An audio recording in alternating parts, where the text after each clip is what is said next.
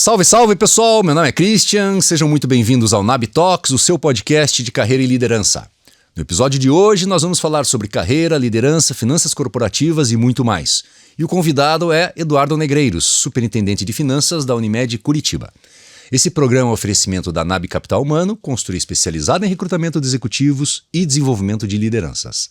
Seja muito bem-vindo, Eduardo. Muito obrigado, Christian. Poxa, é um convite inusitado, surpreendente e estou muito feliz de estar aqui contigo. Poxa, uma honra receber você, um velho amigo, e não é inusitado não, a gente está recebendo grandes líderes empresariais e uma hora ia chegar a tua vez, né, Eduardo? Então, que bom, estou super feliz em recebê-lo aqui. Pessoal, o Eduardo atua na área financeira desde 1986, passando por instituição financeira e gestão financeira em indústrias de transformação, automotiva e eletroeletrônica. Atualmente ocupa a cadeira de superintendência financeira da maior operadora de saúde do estado do Paraná, possui grande habilidade na reorganização da área de finanças e controladoria, buscando recomposição de margens e resultados, com uma liderança motivacional e baseada em 3 pilares: ética, conhecimento e relacionamento. Eduardo é graduado em economia e pós-graduado em finanças pela FAI. Tem passagens por Banco Sudamérica, Cimentos Itambé, Faurecia, Britânia, Filco, WHB e mais recentemente Unimed Curitiba. Show de bola, hein, Eduardo? Conta então pra nós a tua carreira, cara. Como é que você começou? Tem Como é que chegou até agora? Tem uma trilha que é longa, né? Mas que sempre olhando para trás me traz lembranças fantásticas, né? Eu iniciei em 86 no Banco Sudamérica Brasil, que já saiu do Brasil, né? Porque foi comprado na época pelo banco ABN AMRO Bank, né? Ele se juntou primeiro com a América do Sul, daí o ABN AMRO Bank comprou e virou depois tudo Santander. Então o DNAzinho lá do Sudamérica está dentro do Santander. Né? Eu comecei lá como contínuo, naquela época eu não tinha trainee, não tinha estagiário, era tudo contínuo, office boy, né? Comecei em 86 com lá. E ali na única agência de Curitiba, na Galeria Hitz ali, ao lado do Banco Noroeste, quem tem minha idade vai se lembrar disso. Né? Ali eu iniciei minha carreira e peguei a paixão pela área financeira, né? Eu comecei como contínuo, estagiário e tal, daí fui lá para a área de escriturário, ganhei gravata, crachá e tal. E ali comecei a desenvolver análise de crédito, né? Na área de secretaria e gerência, e eu era responsável pela análise de crédito dos clientes PJ. Estava na faculdade já? Tá na faculdade, tá. Sim. Naquela fase da vida de passar fome, de não ter horário para comer, de tudo, né? Aquela fase de luta mesmo, né? E assim eu persegui. Depois dali eu resolvi seguir para Cimentos Itambé, né? Ali eu fiquei 9 anos, eu tive um bom professor lá, o Mário Fujita, que hoje já tem seus quase 80 anos, que está morando em Sorocaba. Vou mandar o link para ele. Mande, Mário. Né? Foi meu grande mestre ali, porque ali ele me deu a oportunidade de eu percorrer todas as áreas, porque eu nunca tinha trabalhado numa indústria. E a Cimentos também era muito grande, né? Ainda é, né? Sim. E ali naquela ocasião, ele proporcionava a mim, pelo meu interesse em primeiro lugar, de que eu queria aprender a fazer a conta de todas as operações.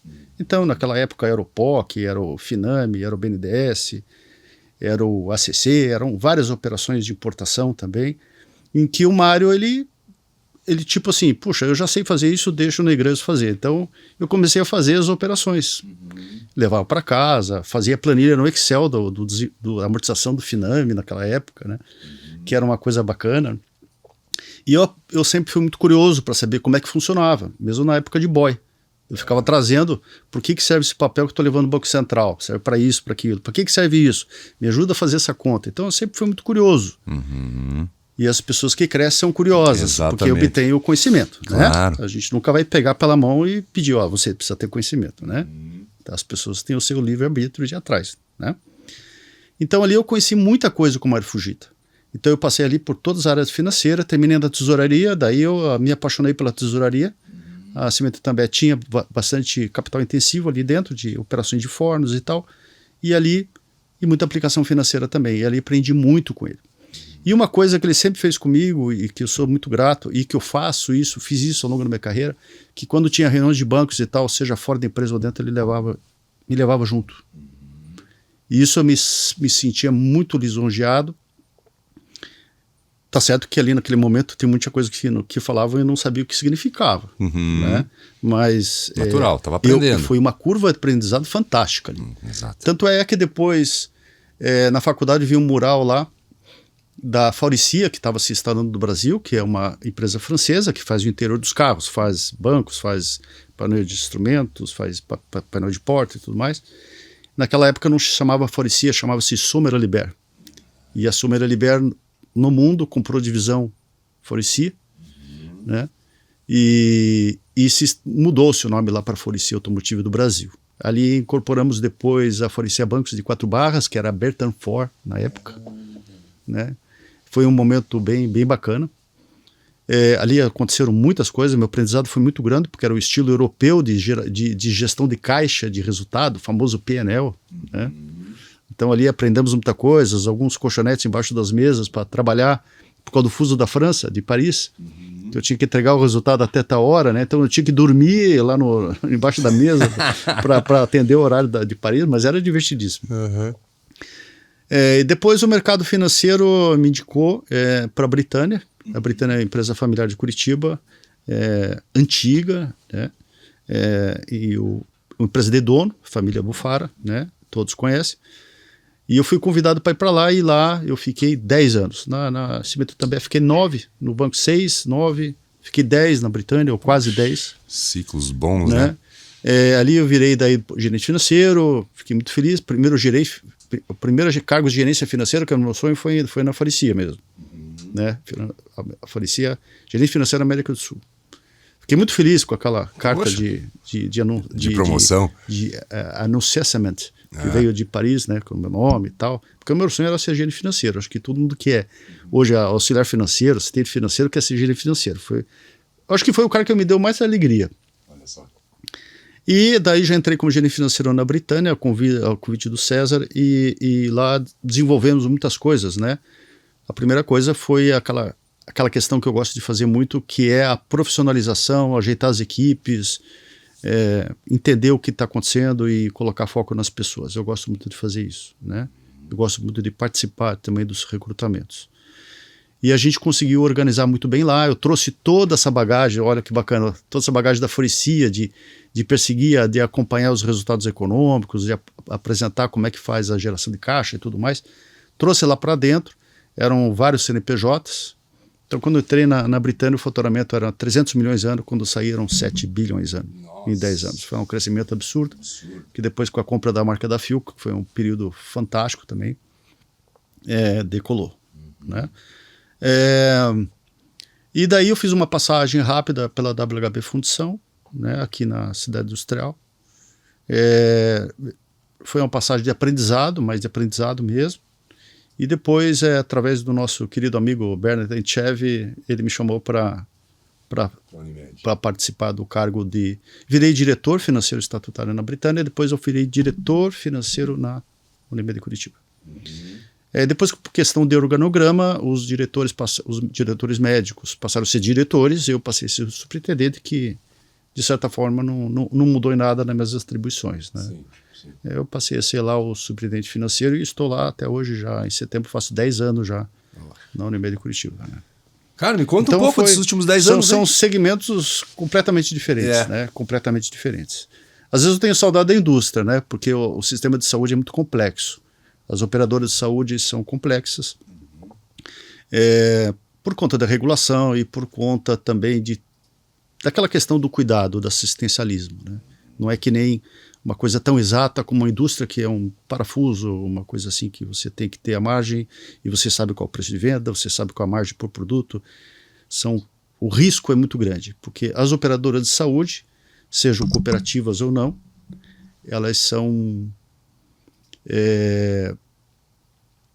grandes seguradoras. Elas são grandes seguradoras, isso que é verdade, né? Seguro saúde, né? E dentro do seguro existe o risco. Só que o risco de você, do carro do Kim que está segurado, é muito diferente do risco de você ter um custo assistencial. Como é que se mede o custo assistencial do paciente, de uma carteira de paciente de qualquer operador? São os cálculos atuariais que você faz por estatística e tal. Só que ultimamente, né, com o advento da pandemia, os custos saíram do lugar, parece que estão voltando hoje em questão de sazonalidade, pelo menos. Porém, nesse período entraram, por exigência da ANS, entraram muitos medicamentos, muitos tratamentos que não estavam sendo considerados quando foi feita a formação do preço econômico no passado. Então é difícil tangibilizar isso. Tá? Com todo respeito, claro, a todas as pessoas que fazem o tratamento. O bom é que a Unimed ela tem um DNA muito mais voltado para assistência. Então os médicos têm um DNA muito para assistência e pouco para resultado. Outras operadoras já é muito mais para resultado do que para assistência. E eu sou o papel que eu sou voltado para resultado, que é a minha profissão. Então, às vezes eu tenho que compatibilizar a questão assistencial e a sustentabilidade do negócio, né? Então é dessa forma, são meses de aprendizado, né? Foi uma ambientação na Unimed um pouco difícil, porque é uma cooperativa, existe uma questão política entre os médicos, o sistema é muito grande, né?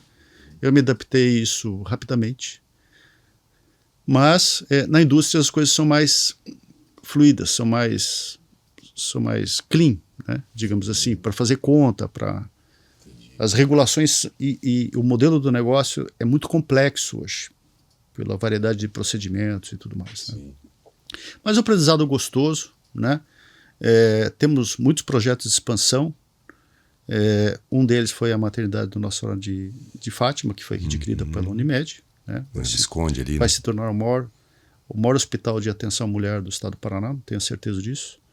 Esse é o objetivo. Né? Outros projetos estão por vir.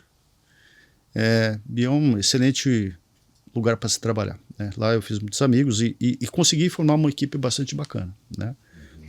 Então, às vezes a nossa motivação, depois de uma época da vida, não é mais aquela questão de o quanto eu vou ganhar, o quanto eu vou subir na carreira. Depois de um tempo, você vê a tua realização e os relacionamentos. Olha só. Né? Então, é isso que sempre puxei meus funcionários para a questão do conhecimento, do relacionamento. É nesse ponto que os jovens eles resgatam o interesse por uma profissão e se dedicar. E hoje essa geração é bem diferente, viu, Cristian? Bem diferente. Bem diferente. Cara, Eduardo, e o impacto da tecnologia, né? Lógico, a tecnologia está impactando todos os segmentos, todos os negócios, mas a gente sabe, né, que normalmente você vai fazer faz uma consulta com um dermatologista hoje, ele te pede um hemograma, você faz. Daqui uma semana você vai no, cardiologista, ele também pede esse exame, você também faz, e no terceiro, quarto... Ou seja, você pode fazer 3 vezes o mesmo exame e isso não fica numa base unificada ainda, né? Não. Isso gera um custo, uma falta de eficiência gigante, né? É um modelo... por exemplo, quando a operadora de saúde não é verticalizada, que é o caso da Unimed, nós somos verticalizados apenas no laboratório de análises clínicas e na questão da maternidade e psicologia e home care. Somos verticalizados nisso. Mas com relação à rede, né, sempre esse modelo foi feito do cliente ter a rede à disposição dele. E ele paga caro por isso. Né? Ele paga caro. É lógico que existe um desperdício grande. Esse desperdício é discutido a nível mundial, não só em Curitiba, dentro das Unimedes, em todos os operadores é discutido. As operadoras mais verticalizadas têm o custo melhor na mão. Né? As não, porque o cliente... às vezes ele faz exame de sangue e ele não pega resultado. Ou às vezes ele vai em vários lugares. Isso traz desperdício. E está dentro do direito dele, porque ele está pagando, porque o modelo é assim. Certo. Existe um novo modelo que a Unimed Curitiba tem, que é o atendimento primário de saúde, que é a APS, onde tem uma parcela menor, onde existe uma centralização do cuidado dele, médico de família e tal, onde ele vai lá e ali ele é orientado onde ele deve ir, deve voltar na PS, daí vai outro especialista, volta na PS e ali termina o tratamento. É o tipo de um acompanhamento orientativo do tratamento ao cliente. Primeiro, para ser mais conclusivo o tratamento e também para que o cliente não fique rodando a cidade fazendo vários exames desnecessários. Né? Então esse modelo existe no exterior. A diretoria da Unimed Curitiba esteve no exterior vendo isso.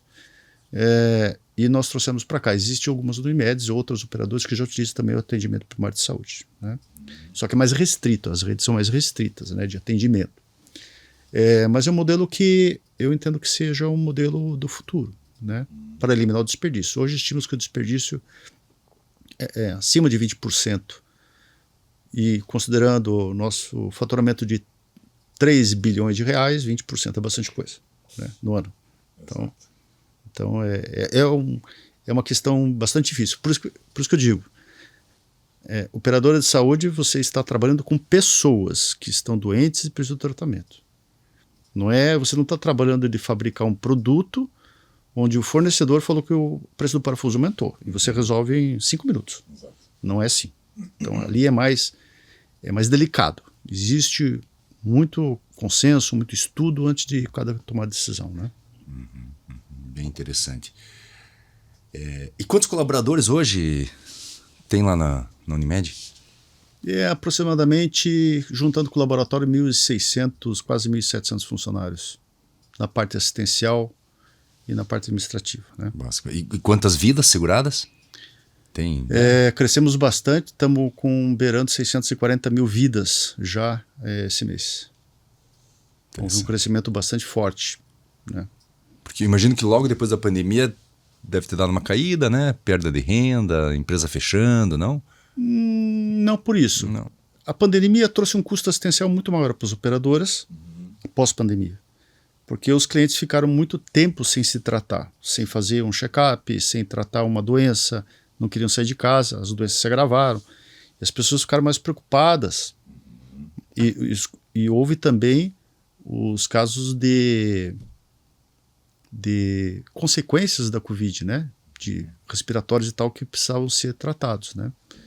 Então houve também uma demanda reprimida muito grande, então o custo explodiu, né? Sim. Isso já se acomodou no ano passado e está se acomodando um pouco mais esse ano, é o que a gente espera.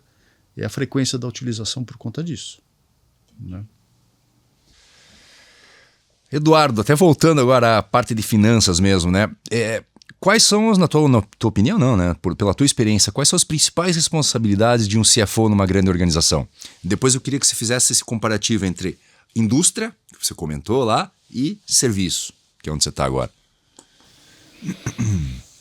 Bom, eu sempre imaginei que o CFO, e eu sempre carrego esse DNA dentro de mim, de que CFO é o Chief Financial Officer, né? É o chefe das finanças. O chefe das finanças, ele remete a resultado e recursos e ativos. Basicamente isso. Esse é o DNA do CFO. Para que ele tenha ativos, ele tem que ter uma resposta econômica adequada para os ativos não desaparecerem, que é a chamada geração de caixa negativa. Então ele tem que ter um olhar gerencial fantástico em cima da contabilidade gerencial dos resultados, um olhar clínico fantástico ali em cima, entender o negócio, ver o que está acontecendo, né? E depois entender a geração de caixa pelos ciclos financeiros e pelas variações dos ativos patrimoniais. Ali é a grande atenção dele, o grande piloto do CFO é esse. Se o CFO não sabe fazer isso de uma forma primorosa, ele não é CFO. Ele não pode delegar isso, ele tem que saber fazer isso. Ele tem que olhar um DRE, saber interpretar geracionalmente e saber enxergar diagnósticos de tendência de pior em algumas linhas. Ele tem que enxergar isso, né? Para mim já começa com essa definição. Ele tem que ter esse DNA disso. Segundo lugar, ele tem que pegar e ter as pessoas certas nos lugares certos. Então, qual é o coração da área financeira hoje? É a tesouraria. Esse é o coração da área financeira. E é a mais gostosa que tem.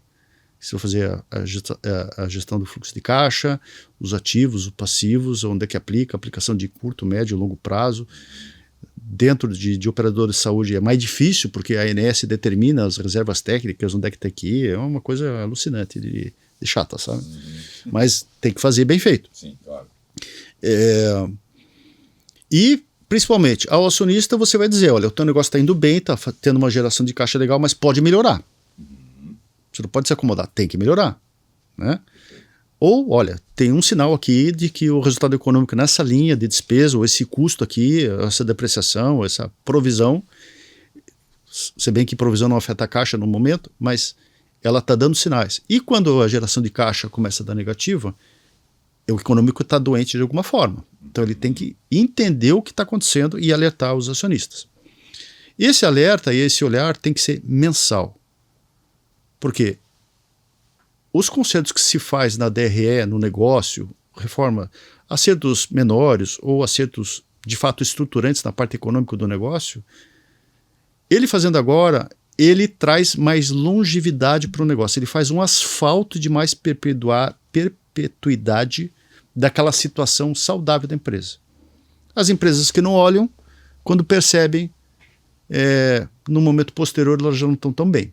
Ah, não, precisa tomar o capital de giro, é assim mesmo, o cara atrasou e não sei o que e tal. Não, as medidas têm que ser tomadas imediatamente. Então, assim, e o CFO também ele tem que ter um belo de um controller, que é o cara que trabalha tudo isso e tem essa inteligência gerencial também para ser discutida com ele. É sempre bom discutir com o teu gerente, com o teu analista, para que ele seja pertencido no diagnóstico do que está acontecendo. Isso eu sempre faço isso, né? Então a gente discute muito. O controller, para mim, é o xerife da margem do negócio. Então ele é o xerife, ele está ali olhando o resultado todo mês, toda semana, ver o que foi liberado, o que não foi feito. E nós temos um controller, não tínhamos na Unimed controladoria, controller, né? Não tínhamos, temos agora, né? Então faz tempo já, né?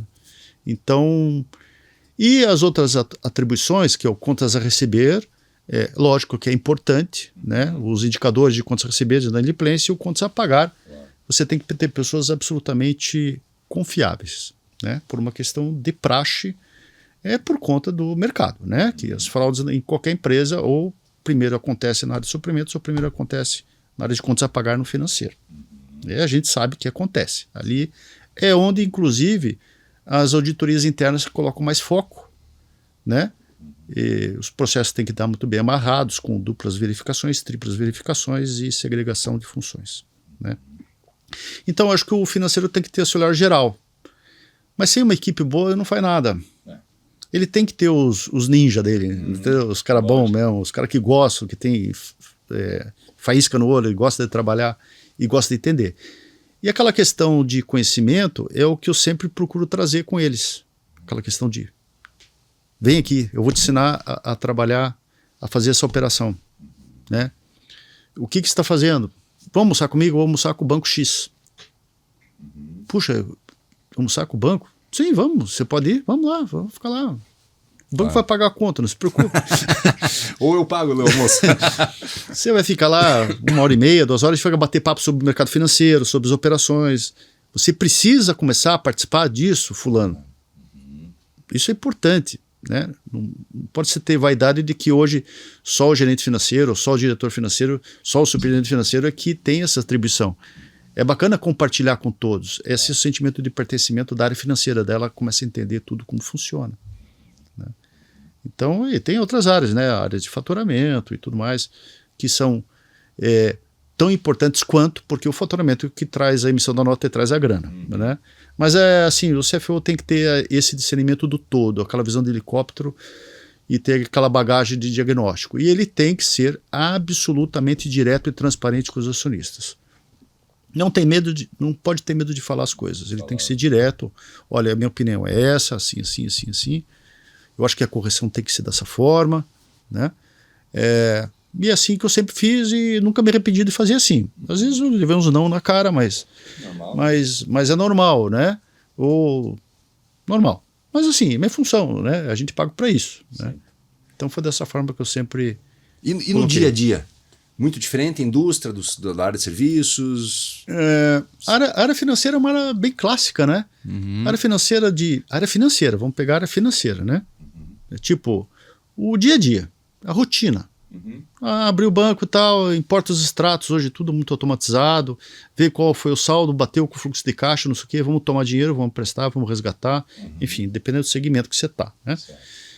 Aquela dinâmica, puxa, vamos fechar câmbio, né? Na Britânia fechávamos valores astronômicos de câmbio, era divertidíssimo entrar no câmbio lá e na hora de apertar o botão. E na hora de apertar o botão e pegar o telefone também e começar a brigar com a mesa. Essa parte eu acho um pouquinho de falta. Mas o dia a dia é rigorosamente igual. na rotina financeira, que todo dia tem que matar o leão, tem que pagar, tem que receber, tem que equalizar, tem que ver o dinheiro para isso, pagar as contas e resolver os problemas. Ok, o dia a dia é normal. O que é diferente em cada segmento, primeiro é a cultura da empresa, é como o acionista vê o negócio, a abertura que ele dá para as coisas, para as modificações, e também entender o resultado gerencial, o resultado econômico da empresa. Aí muda bastante. Aí os remédios para o resultado gerencial, ou eles são mais rápidos ou são mais longos e mais difíceis, dependendo do segmento, dependendo da cultura e tudo mais. Então se modifica dessa forma. Mas hoje quem é gerente financeiro em um lugar, numa indústria, ele pode ser gerente financeiro em qualquer lugar. Compreende? Porque ele vai ter a rotina clássica, que é a área financeira. Perfeito. E quais, na tua opinião, cara, quais são os principais desafios na gestão financeira de uma empresa hoje? Bom, gestão financeira sempre tem desafios, né? Eu vou dizer para você que na década de 90, para não ir mais para trás, né? A gente nem lembra dessa época, não estava aí, né? Na década de 90, a gente conseguia ter um recrutamento mais fácil dos jovens. Essa geração mudou bastante. Então hoje, para que você coloque para dentro um profissional e que você veja nele que de fato aquele profissional ele está disposto a aprender e está disposto a ser o gerente um dia, ou o diretor um dia, hoje é muito mais difícil você encontrar essas pessoas como era no passado. Porque hoje os jovens, e aqui não é nenhuma crítica, absolutamente, eles estão muito mais preocupados com a qualidade de vida do que de outra forma. Então hoje eu sinto um pouco mais de dificuldade, né? Nós sentimos um pouco mais de dificuldade, as empresas sentem hoje, né? E hoje, antigamente, nós éramos direto com os funcionários, né? Com os funcionários. Poxa, por que você não entregou isso? Pode ser uma reunião em equipe de manhã. Pô, você não entregou, você tem que entregar isso. A gente tem prazo para fazer um projeto e tal, papapá. Aquele bate-papo normal, né? Tranquilo, né? Sem... e às vezes pode ser que aconteça, não vou dizer que aconteceu comigo, mas acontece de o funcionário se achar com assédio moral em cima dele. Isso antigamente não existia, esse tipo de coisa, sabe? Então tem muitas essas questões que atrapalham hoje em dia. É um obstáculo hoje em dia. Esse é um fato mais difícil. Você não pode ser tão direto, você tem que ir com mais calma em cima dessa geração, né? Porque na nossa época não era assim. Não tinha essa preocupação, né? Você levava a pancada, mas você recebia a pancada de uma forma profissional. Você não levava para o lado pessoal. E as pancadas ajudaram você a caminhar. Exato. Né? E você caminhou. Chegou aqui. E, sim, nunca tive um processo contra mim de dano moral, alguma coisa assim, graças a Deus, né? Mas isso acontece hoje com mais frequência, sabe? De assédio moral, de isso, daquilo, assédio sexual. Essas coisas mudaram hoje. Eu acho que é uma dificuldade hoje das empresas, né?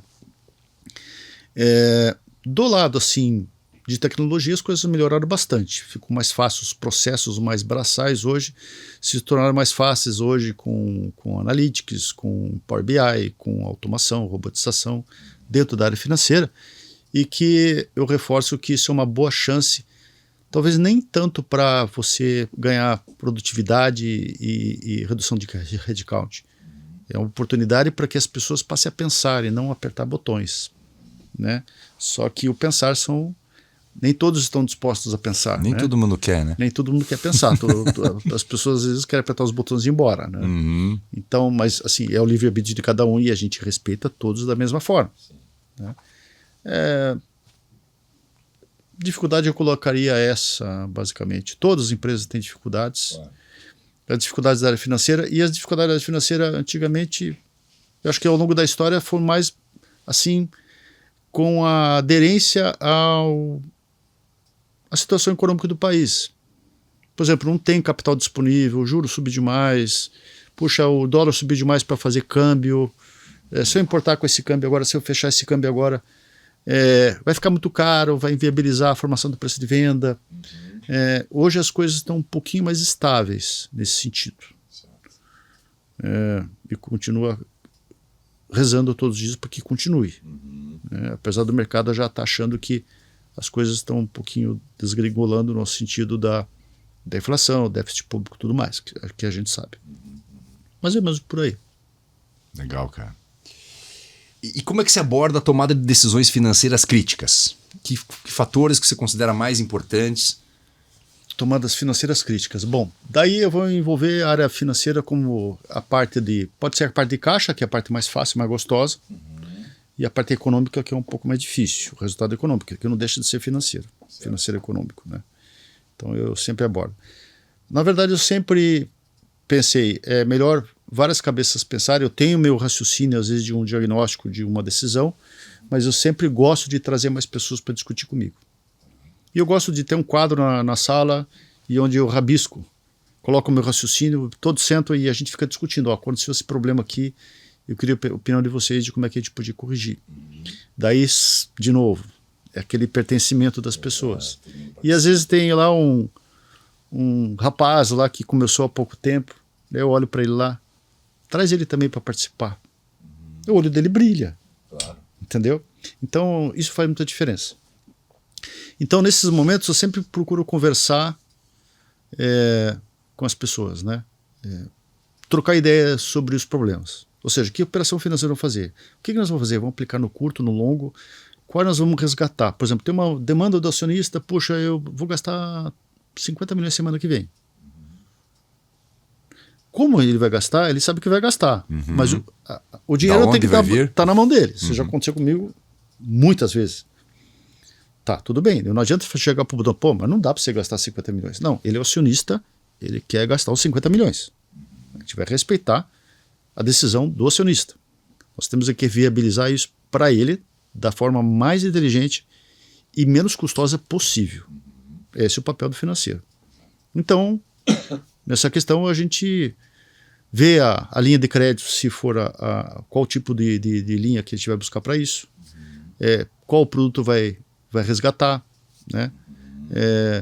Ou dentro do resultado econômico, alguma linha que está atrapalhando o resultado econômico ou deixando de gerar o caixa, que pode ser um conta a receber, o ciclo financeiro que está apertado. Essa discussão sempre muito salutar entre todos e às vezes dá diagnósticos surpreendentes. Às vezes o rapazinho que veio lá, ele fala, poxa, mas eu acho que podia fazer isso. E entra como uma ação dentro do projeto para melhorar. E ele sai feliz da vida porque ele deu uma solução, né? Então eu costumo trabalhar assim. É difícil não ter opinião ou dividir minha opinião com alguém para ter uma segunda opinião. Porque ninguém é dono da verdade. Às vezes eu posso estar equivocado, né? Existem pessoas competentes que também estão mais competentes do que eu trabalhando comigo. Essa parte é gostosa, né? Sem dúvida, sem dúvida. E até aproveitar esse gancho no desenvolvimento das equipes, porque você tem ciclos completos dentro das empresas, né? 7, 9, 10 anos, 10 anos agora de novo. Então, com certeza, você teve que formar times e desenvolver esses times por todo esse tempo. Qual que é o teu segredo? Primeiro, eu sou totalmente contra a chegar numa empresa e, tipo assim, aquela expressão que fala passar o rodo e colocar quem eu conheço. Trocar tudo. Não, de jeito nenhum. Acho que é uma falta de respeito isso tremendo. É lógico que quando a gente chega numa empresa, isso já aconteceu algumas vezes, e que você precisa dar uma chance para a pessoa chegar perto, conversar e tal, para ela se interessar e para sair daquela zona de conforto, digamos assim, e começar a entregar de uma forma diferente. Existem casos que são verdadeiros exorcismos que você tem que fazer para a pessoa, e às vezes não está interessada. A pessoa não está interessada, está cansada, está desgastada, está muito tempo lá. Então isso é necessário envolver recursos humanos para que a gente faça o remanejamento, enfim. Daí é buscar o mercado, né? Não necessariamente as pessoas que eu conheço das outras empresas, não necessariamente, isso aconteceu raramente na minha vida, mas buscar no mercado pessoas que tenham o fogo no olho, a vontade de trabalhar e montar.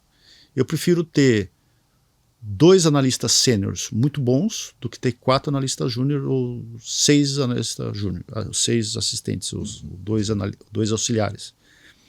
Eu sempre trabalhei com aquele orçamento onde eu tenho aquele dinheiro, mas dentro desse dinheiro eu quero formar a equipe que eu acho que vai dar conta do trabalho.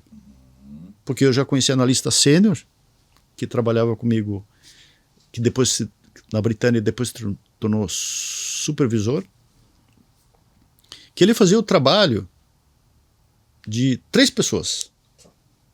O cara era um demônio para trabalhar. Né? Não trabalhava além do horário, não. Ele era rápido, inteligente e fazia a própria automação dele dentro do sistema com as planilhas do Excel. Então, uma planilha ficava virando sozinha lá, nem sabia como é que ele tinha feito aquilo. Isso faz muitos anos, né? E ele aprendia a fazer. Então, aí é que dá a sacada, porque ele tinha tempo para fazer outras coisas. Tanto que quando ele saía de férias, os outros perguntavam assim, puta, aquele cara tem parte com alguma coisa do mal, porque não é possível, a gente não dá conta do trabalho dele. Então, é você ter as pessoas certas nos lugares certos e o conhecimento dela tem que estar totalmente aderente com o foco daquele trabalho que está se propondo. É a pessoa certa e essa pessoa tem que ter foco naquilo. Daí aquilo sai bem feito. Não adianta fazer várias coisas ao mesmo tempo ou fazer outras coisas. Não, a pessoa é especialista naquilo e vai ter o foco naquilo. Né? Então, sempre foi... E eu sempre gostei de participar das entrevistas, né, de recrutamento. Sempre gostei de participar. Em algumas empresas há essa liberdade de participar, de você tomar a decisão e tal. Outras nem tanto, né?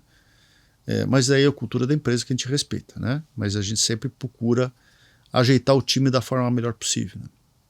Porque o benefício não é meu, o benefício é da empresa. Da empresa, né? Gera o resultado, né? Gera o resultado. Não, e acho que o próprio líder, ele é talvez o primeiro que se beneficia quando tem um time bom, né? Pô, as coisas acontecem, é menos estressante, as entregas são acima da expectativa, quer dizer, ter um time bom é ótimo. Não é um resultado de 100%, né? Ali eu costumo dizer que em 2 meses você sabe se a pessoa vai virar naquilo que você imaginou ou não. 2 meses. Quem está perto olha.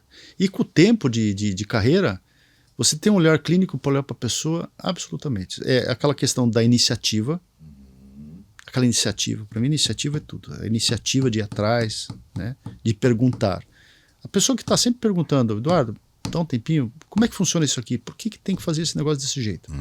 Puxa, eu abro um sorriso enorme. Claro. Graças a Deus, nossa, que delícia, né? Claro. Pode sentar aí, desliga o telefone, vamos conversar. Então, isso é muito gostoso, né? E a gente tem que dar valor para essas pessoas. A gente tem que dar um valor enorme para essas pessoas que estão com vontade. Porque não são todas as pessoas que são assim. Não, infelizmente não. E vida pessoal e profissional, como é que se equilibra isso, Eduardo? Que você tem um monte de atividade, pressão no dia a dia, claro. Olha, aí, fora de lá. O período da pandemia para nós, né, foi bastante estressante. Eu não consegui fazer home office em casa. Eu ia para o escritório todos os dias.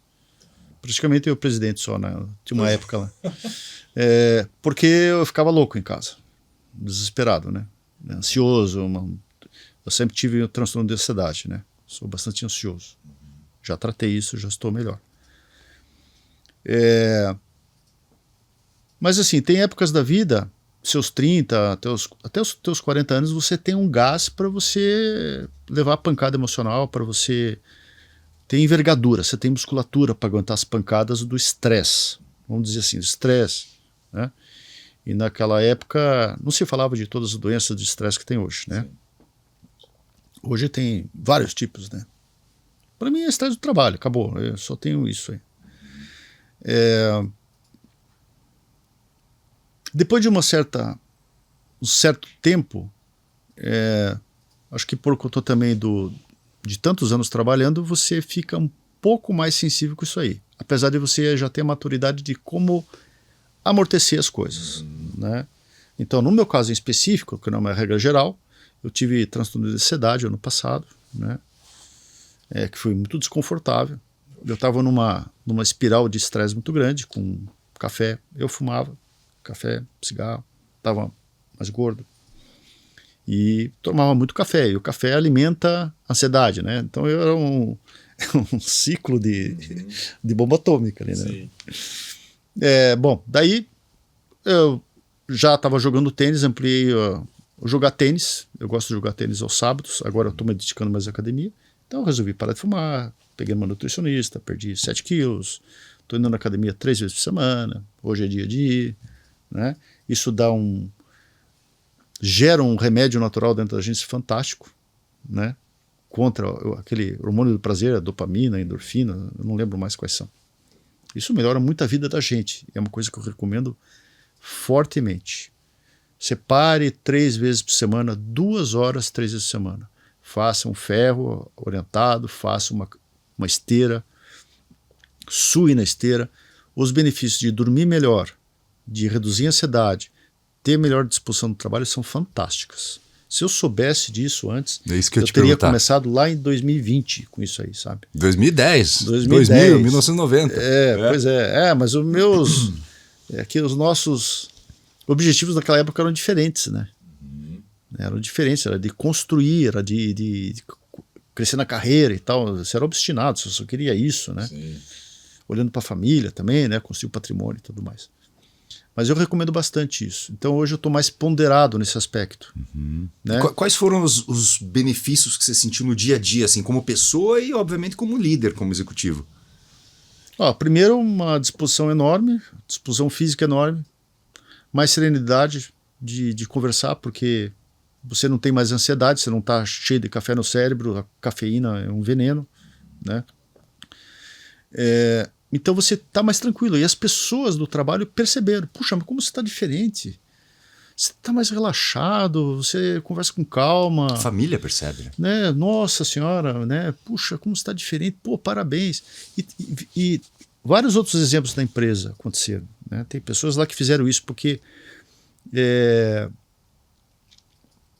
nós temos um slogan na Unimed, chama-se Jeito de Cuidar, né? Ou Mude o Hábito, que nós temos campanhas lá para todos os clientes para parar de fumar, obesidade, com psicólogo, com tudo. Né? Mudança de hábito. E o que eu fiz foi uma mudança de hábito. Né?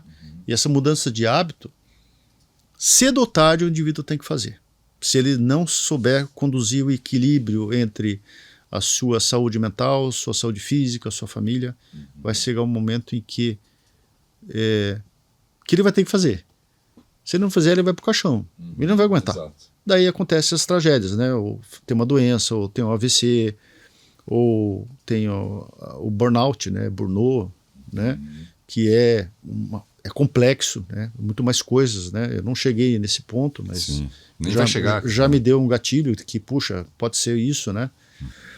Mas a culpa era totalmente minha. A culpa não era da empresa onde eu estava trabalhando. A culpa é minha. Porque eu não sabia lidar com as coisas, eu não colocava mais. Né? Então isso eu recomendo aos profissionais hoje, de qualquer cargo. Qualquer cargo, área, né? Sem dúvida. Qualquer cargo. Tem que fazer parte da nossa agenda, né? Tem que fazer parte. Isso. E em termos de... como que você está incorporando, utilizando novas tecnologias? Você, com esses teus quase 40 anos de carreira na área financeira, você deve ter visto muita mudança, né? Nos processos de ferramenta. Comenta algumas aí interessantes. Eu só vou fazer um paralelo, né?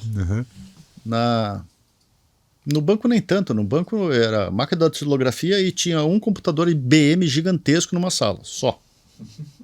E tinha telex, pronto. Mas daí é o tempo lá de 86, 87, né? Bem antigo. Eu era um guri, né? Nascimento também é para você fazer um arquivo de banco, para mandar a cobrança para o banco, você tinha que entrar no sistema, gerar os arquivos do KNAB, né? O KNAB, o famoso KNAB, né? E você tinha que gravar num disco rígido, num disco flexível, magnético, desse tamanho assim. Depois passou para o pequenininho. Daí você tinha que fazer uma capa de lote e o boy ia entregar lá no banco, para você mandar a tua cobrança para o banco, né? Hoje, isso é feito absolutamente automático. Então, hoje você acorda de manhã, os estados já estão importados, já estão na base, a conciliação hoje é automática também, né? Então, hoje tem muita automatização, robotização, Daí para gestão, tem o Power BI, tem o Analytics, que fornece informações para todas as áreas da empresa, né? Então hoje melhorou bastante. E ganha-se bastante produtividade. Não necessariamente no fato de que fazendo isso você vai reduzir teu headcount e reduzir despesa. Mas com o crescimento normal da empresa, seja pelo seu faturamento, seja pela sua complexidade, seja pela capilaridade que ela está começando a mostrar, eu tenho um capital que já conhece o negócio que pode ser aproveitado nesse avanço. Eu não preciso buscar um capital de fora que não conhece o negócio, e eu tenho aquelas pessoas que estão ali que conhecem o negócio há 5, 10, 15, 20, 30 anos. Entendeu? Então, dessa forma a gente tem feito, né? Então, hoje tem muitas automatizações, robotizações, assim, que são fantásticas, né? Que geralmente a gente faz com consultorias especializadas, porque são mais rápidas, entram lá dentro, fazem rapidinho, saem e deixam tudo funcionando. É muito mais prático do que ao contrário do Analytics, que a gente hoje tem cientistas de dados lá dentro, tudo está perseguindo construir Analytics dentro de casa. É lógico que uma consultoria ou outra nós vamos precisar para acelerar o negócio, né? Claro. Mas a tecnologia hoje ela vai caminhar para alguma coisa que talvez eu nem veja, né? Não sei. A inteligência artificial é uma coisa que até dá medo, né? Para algumas especialidades dentro do mundo corporativo, por exemplo, contadores, advogados, né? Analista de dados. A inteligência artificial vai entrar no banco de dados, vai trazer toda a resposta pronta. Eu acho isso bonito, mas eu acho trágico ao mesmo tempo, sabe? Porque eu acho que a primeira coisa que nós temos que pensar no planeta são as pessoas, né? E se as pessoas não têm emprego porque a máquina está pensando no lugar delas, o que vai se fazer? Então vai se trazer aí um capital de seres humanos, muitos seres humanos que poderiam estar pensando, mas não estão pensando porque não tem, a máquina está pensando no lugar delas. Mas isso é papo mais para frente, né? Isso está muito no início ainda. Os jovens têm que ficar atentos nisso, né? Para ver quais são as profissões que vão surgir, que já estão surgindo com isso, para se protegerem, né? Exato. As que estão desaparecendo versus as que estão aparecendo. Isso, e o mercado já está sinalizando, as profissões do futuro e tal, tem coisas bem interessantes. Os jovens têm que ficar antenados nisso, né? Para mim já não faz diferença. Não vai mudar muito para nós. Não vai mudar muito para nós, né? Que legal, cara. E que tendências você está enxergando para o futuro? Você acha que vai ficar como essa área financeira? Vai ficar mais terceirizada, mais interna? Não, ela vai ficar enxuta. Enxuta, você acha? Vai ficar enxuta. Cada vez mais enxuta, com mais recursos de TI, né? Você consegue ver os números, acessar mais fácil. Todo o diagnóstico, toda a parte operacional não vai ser feita mais por seres humanos, por trabalhadores. Não vai ser mais. Vamos ter sim pessoas pensantes olhando o diagnóstico. O que o sistema está entregando, puxa, o que eu vou fazer com isso? Daí tem aquela questão da negociação, né? Questão relacionamento dentro do ambiente corporativo, toda aquela coisa. Vai ser um grupo seleto de pessoas pensantes, porém aquela questão de pagar, de receber, disso. Vai ter, claro, um ou outro ali monitorando o sistema, né? Vendo se está funcionando direitinho, fazendo os testes, mas eu acho que no futuro deve chegar a isso. Tudo automático. Vai ser tudo assim, né? Interessante. Tomara que demore bastante, né? Pois acho que não, né? Mas tudo bem. Negreiros, estamos chegando ao final. Passa muito rápido, né? Passa mesmo, Me diz uma coisa, cara, deixa para nós aí umas sugestões de livros, podcast, o que você está consumindo de conteúdo, seja de negócios, de não negócios. Olha, eu gosto muito da área financeira de projeções de números de longo prazo, né? Então eu tenho visto muitas matérias sobre renda passiva de futuro, porque eu faço o meu planejamento financeiro há muitos anos. Então eu gosto muito de fazer modelos assim de sustentabilidade de renda passiva do futuro. Porque hoje as pessoas, se antes já desacreditavam numa aposentadoria pública, né, de um governo, Exato. Hoje cada vez tá dando um pouco mais de medo. Puxa, daqui a 20 anos eu vou me aposentar. Será que o país vai ter dinheiro para me pagar? Exato. Então, O que eu tenho visto bastante, que eu recomendo, é que as pessoas passem a analisar os modelos de planejamento financeiro para a renda passiva na idade X que eles querem. Eu quero ter uma renda adicional nos meus 55 anos. Hoje eu tenho 25. Quanto de dinheiro eu tenho que ter lá para ter uma renda passiva até meus 92, até os 95 mensal, pelo juro real, para que seja um complemento a uma pseudo-aposentadoria. Uma segunda aposentadoria. Isso, então tem muitos vídeos importantes sobre isso, muitos vídeos bacanas sobre isso, né? Tem podcasts sobre isso, eu não lembro agora quais são, desculpe. Podcast que eu mais assisto o teu, porque aqui são profissionais tão bons que vêm aqui, executivos bons, que trazem assim, num momento tão relax que é aqui, tão é formal, mas é informal ao mesmo tempo, é gostoso, né? E as pessoas falam as suas verdades e dá para perceber nos olhos das pessoas que elas são sinceras. Então a gente olha aquilo, puxa, mas o cara tá falando um negócio bacana, puxa, eu passei por isso e tal. E é muito plural, né? São vários tipos de profissionais.